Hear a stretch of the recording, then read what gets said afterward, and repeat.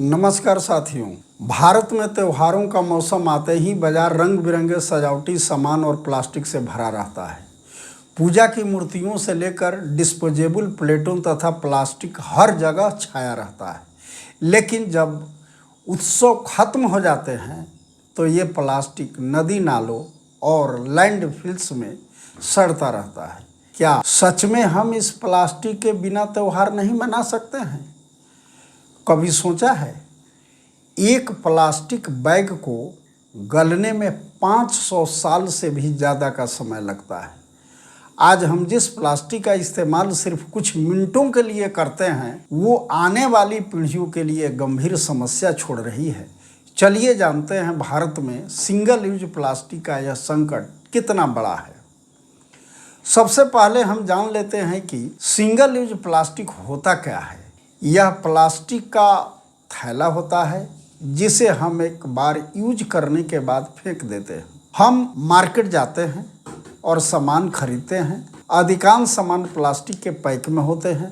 Plastic के container, coffee stirrer, पानी की बोतलें, सॉफ्ट ड्रिंक की बोतलें, रिफाइंड तेल की पैकेट, ड्राई फ्रूट के पैकेट, डिस्पोजेबल ग्लास इत्यादि, इन सभी को एक बार यूज किया जाता है और फेंक दिया जाता है।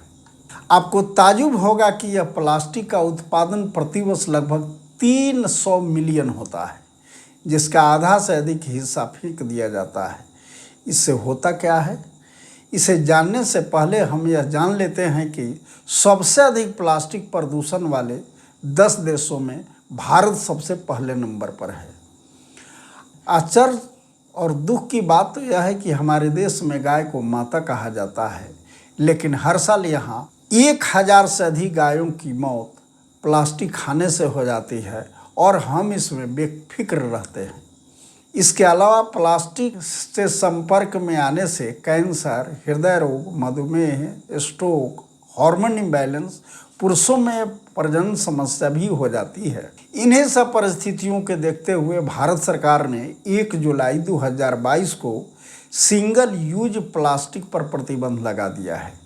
सिंगल यूज प्लास्टिक तो यह जानते ही हैं कि जो एक बार यूज में किया जाए या एक बार उसका प्रयोग कर लेने के बाद में वह बेकार हो जाता है और उसको कूड़े में फेंक दिया जाता है। सरकार का कहना है कि इसका निर्माण, आयात, भंडारण, वितरण, बिक्री और उपयोग पर प्रतिबंध संबंधी आदेश प्रभावी होगा। यह जानकारी केंद्रीय पर्यावरण, वन और जलवायु परिवर्तन मंत्रालय द्वारा एक प्रेस विज्ञप्ति के माध्यम से दी गई है। प्लास्टिक कचरा प्रबंधन नियम के अंतर्गत यह बैन कुल 19 वस्तुओं पर लगा है। प्रतिबंध लगाने के बाद देश भर में कंपनियां स्ट्रॉ से बने प्रोडक्ट को बाजार में नहीं बेच पाएगी।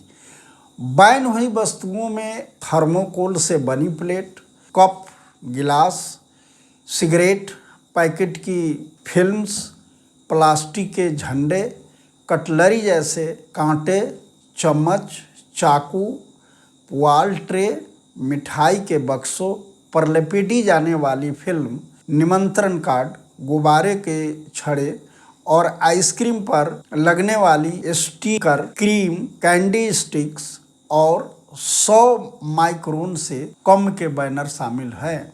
प्रतिबंध के बावजूद भी सिंगल यूज प्लास्टिक की होती है सप्लाई। सरकार ने भी माना है कि प्रतिबंध के बाद सिंगल यूज प्लास्टिक का उपयोग देश में धड़ल्ले से हो रहा है, जो दुख की बात है। अब मंत्रालय ने एक अधिसूचना जारी की है जिसके तहत कच्चे माल की आपूर्ति करने वालों को बताना होगा कि उन्होंने इस माल की आपूर्ति कहाँ की है। अब हम ऐसे प्रतिबंध लगाने में सहयोग कैसे कर सकते हैं? हम लोगों की जिम्मेवारी बनती है कि सिर्फ सरकार ही नहीं, हम लोग भी इसके तरफ कदम बढ़ाएं और किसी तरह से देश में सिंगल यूज प्लास्टिक को बंद किया जाए। हेलोलिनियन सोसाइटी ऑफ लंदन के पूर्व प्राचार्य प्रोफेसर GS रजवार के मुताबिक पुनः प्रयोग की जाने वाली वाटर बोतल का इस्तेमाल करें। बाजार से सामान लाने के लिए कपड़े के थैले का उपयोग करें। पैकिंग हेतु प्लास्टिक की बजाय कागज़ का उपयोग करें। किचन में काठ व बांस के एस्ट्र एवं दोबारा प्रयोग होने वाली वस्तुओं का प्रयोग करें। दूसरे लोगों से प्लास्टिक का उपयोग न करने को कहे और प्लास्टिक उपयोग का विरोध प्रकट करे। घरों में अवशिष्ट पदार्थों को रिवर्सिबल कंटेनर में रखें।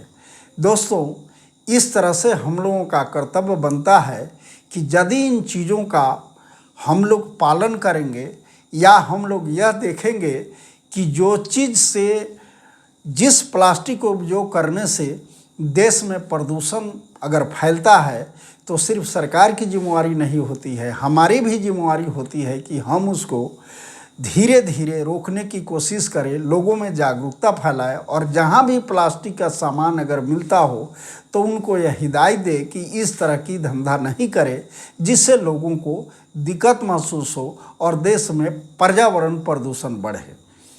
आज हम लोग इस चीज़ पर इसलिए इस तरह की बातें कर रहे हैं ताकि लोगों में एक तरह से अवेयरनेस फैलाई जाए और लोगों में यह जागरूकता फैला करके लोगों को यह साबित किया जाए या लोगों को यह बताया जाए कि जो प्लास्टिक का उपयोग होता है वह बहुत ही खतरनाक होता है और बेजुबान पशुओं को हम लोग बराबर मारते रहते हैं। इसलिए इसके उपयोग पर हम लोग थोड़ा सा सीरियस होंगे तो और अच्छी बात होगी। अगर आपको यह वीडियो अच्छा लगा हो तो आप कमेंट करके बताएं और हमारे चैनल को सब्सक्राइब करें, लाइक करें। धन्यवाद।